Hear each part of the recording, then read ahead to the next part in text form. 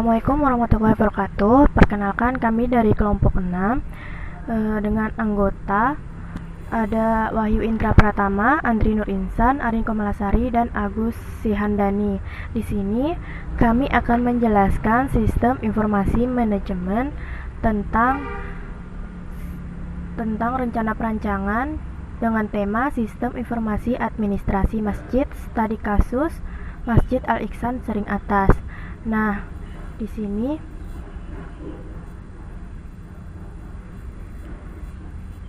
sini ada siklus perancangan.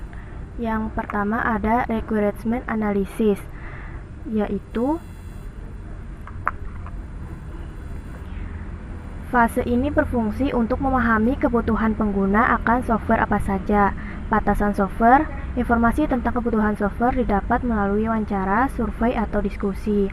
Kemudian yang kedua ada desain, melakukan penggambaran sistem berdasarkan hasil requirement analysis. Fase ini berfungsi untuk memberikan gambaran apa saja yang akan dikerjakan dan bagaimana tampilannya. Pada tahap ini dapat dilihat kebutuhan hardware serta arsitektur sistem secara keseluruhan. Kemudian yang ketiga ada development, yaitu fase ini membuat modul-modul software berdasarkan rancangan pada sistem desain. Kemudian yang keempat ada testing, yaitu pengujian program, melakukan pengujian terhadap software yang telah dibuat pada fase penulisan kode program. Hal ini dilakukan guna mengetahui apakah software yang telah dibuat sesuai dengan desain software, masih terdapat kesalahan atau tidak. Kemudian yang kelima ada maintenance atau penerapan program. Software yang sudah jadi dijalankan dan dipelihara. Apabila terdapat kesalahan dapat diperbaiki.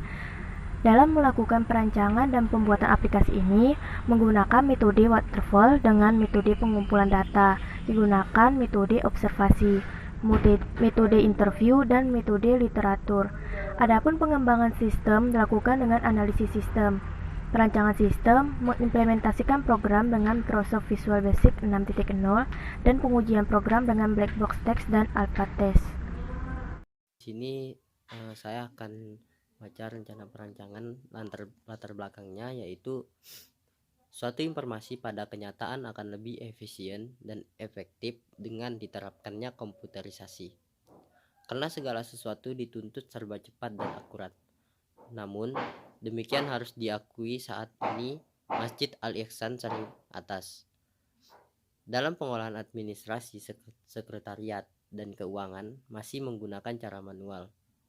Dalam pembuatan laporan penghimpunan data jamaah, kegiatan mubalik, dan pembuatan laporan penghimpunan dana yang diterima tidak memiliki keterangan dari nama diperoleh. Tidak ada perincian jumlah yang diberikan oleh donatur, serta tidak ada keterangan mengenai jenis dana yang diterima.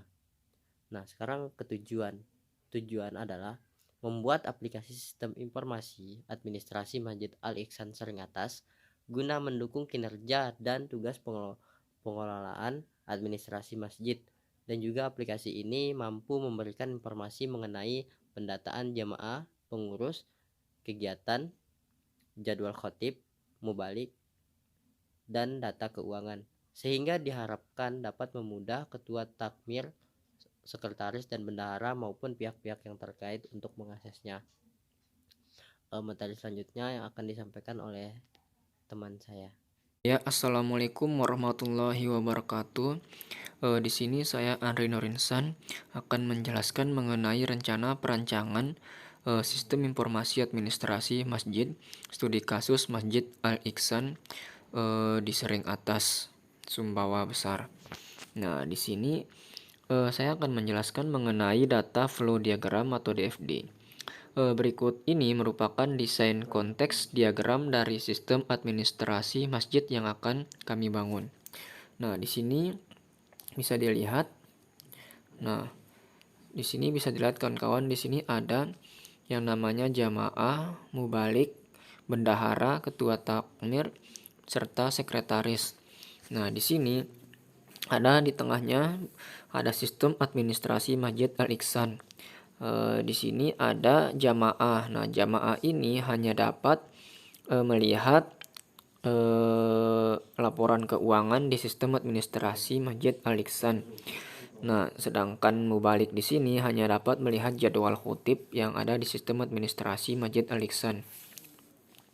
Di sini ada bendahara. Nah, bendahara ini dapat memasukkan pengeluaran, pemasukan, donatur, jurnal umum, akun ke dalam sistem administrasi Masjid Al-Ihsan. Dan bendahara juga dapat melihat dan mengakses hasil data akun, dapat juga mencari data donatur, dapat juga melihat hasil cari dari data pemasukan, bisa juga dapat melihat hasil dari data pengeluaran serta detail penerimaan dana. Nah, selanjutnya di sini ada ketua takmir. Nah, di sini itu ketua takmir ini dapat melihat atau mengakses laporan data pengurus, laporan data kegiatan, laporan akun data jamaah, laporan akun jurnal, laporan neraca saldo, laporan buku besar, laporan arus kas. Nah, di sini juga ada sekretaris. Nah, kawan-kawan, sekretaris ini dapat mengakses dan dapat melihat hasil dari jadwal khutib, hasil dari data jamaah, hasil dari data agenda kegiatan, hasil dari data mubalik, serta surat keluar. Nah, di sini juga sekretaris dapat menambahkan atau mengakses dan memasukkan surat masuk, jadwal mubalik, kegiatan, divisi mubalik, jabatan, pengurus, serta jamaah, dan itu dapat diakses dan dimasukkan ke sistem administrasi Masjid Al-Ihsan. Nah, selanjutnya itu kawan-kawan kita lanjut ke entity relationship atau diagram ERD-nya. Nah, ERD adalah suatu metode desain perancangan table database yang efektif. Nah, dengan adanya ERD ini, maka akan dapat dilihat dengan jelas tabel yang dibutuhkan dan relasi yang terbentuk antar tabel tersebut dalam aplikasi yang akan kita buat. Nah, di sini kawan-kawan bisa dilihat sendiri.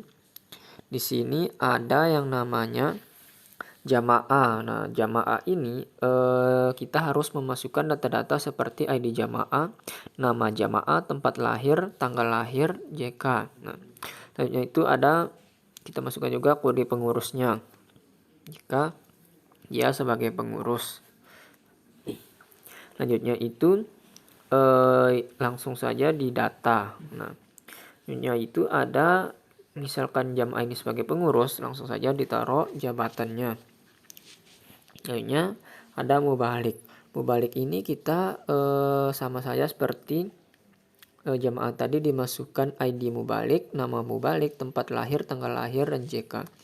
Selanjutnya itu ke bawahnya ada jadwal. Nah, mubalik ini dapat melihat jadwal dan mengaksesnya. Di jadwal ini kita masukkan data tanggal lahir serta waktunya. Selanjutnya ada di kegiatan. Nah, kegiatan ini kita memasukkan kode kegiatannya dan nama kegiatan dan tempat kegiatan. Selanjutnya itu langsung masuk ke merekap. Nah, merekap.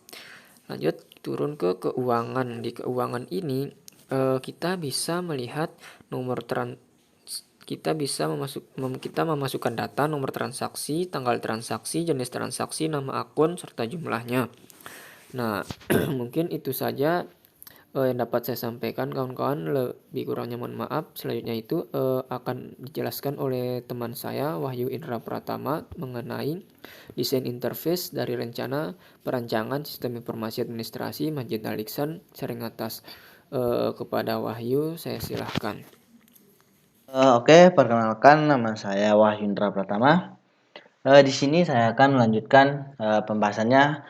Di sini saya akan menjelaskan mengenai interface pada rencana perancangan sistem informasi administrasi masjid untuk studi kasus yaitu Masjid Al-Ihsan Seringatas yang bertempat di Desa Kerato, Kecamatan Nutriwes, Kabupaten Sumbawa. Oke, untuk interface yang pertama itu ada menu login ya. Di sini untuk menu loginnya itu, di sini kami menaruh nama masjidnya untuk di kayak tulisan paling atas, paling tulisan besarnya itu ini Masjid Al-Ihsan Seringatas. Setelah itu ada menu tulisan login dan profil. Untuk profil ini tuh kami akan menaruh profil dari Masjid Al-Ihsannya sendiri. Dan ada username dan password yang bisa diakses atau bisa digunakan oleh pengurus masjid atau jemaah lainnya. Terus yang untuk selanjutnya itu ada menu input data. Di sini pada menu input datanya saya akan jelaskan button-button atau apa sih yang ada di interface dari menu input data ini. Yang pertama dari bagian atas terlebih dahulu, di situ sebelah kiri kami akan menggunakan logo dari Masjid Al-Ihsan itu sendiri dan tulisannya, dan di sebelah kanan ada, di situ ada button login, home dan cash. Di situ teman-teman, kalau apabila teman-teman mengklik login akan kembali ke menu loginnya dan ada menu home dan menu cash. Oke, untuk di bawah setelah itu ada data jemaah. Data jemaah ini untuk data jemaah bisa diisi nomor induk jemaah dan nama lengkapnya saja. Dan ada juga data detail jemaah yang bisa diisi dengan jenis kelamin, tempat tanggal lahir, status, alamat, RT, RW ataupun nomor HP. Oke, kita ke sebelah kanan. Di situ ada profil.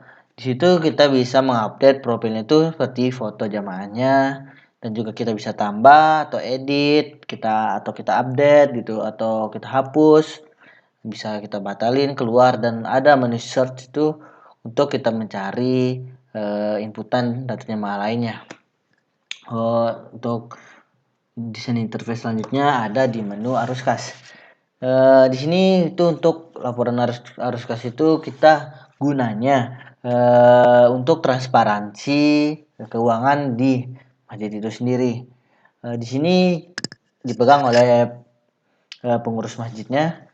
Di sini kami menggunakan button-button atau beberapa menu ya. Di sini kita bisa mengakses atau melihat laporan arus kasnya itu berdasarkan tanggal, bulan, tahun lahir, tahun atau per periodenya. Oke, seperti hari. Kita bisa melihat per tanggal sekian, bulan sekian, dan tahun sekian, atau enggak berdasarkan bulan. Di situ kita bisa masukkan bulannya ataupun tahun. Terus tahunan kita bisa melihat tahun pada misalkan tahun 2021 kita bisa melihat laporan arus kasnya, dan bisa per periode juga. Oke, setelah itu kita juga bisa di sebelah kanan nih ada button proses cetak dan keluar. Sini kalau kita proses, setelah kita memilih, misalkan kita memilih itu di harian, kita masukin tanggal, bulan, dan tahunnya. Setelah itu kita proses, maka tampilannya itu akan keluar kas atau laporan arus kas sesuai tanggal yang teman-teman minta gitu. Dan kita juga bisa mencetaknya. Setelah itu kita bisa keluar. Mungkin demikian yang dapat kelompok saya sampaikan. Kurang lebihnya kami mohon maaf. Wabillahi taufiq wal hidayah. Assalamualaikum warahmatullahi wabarakatuh.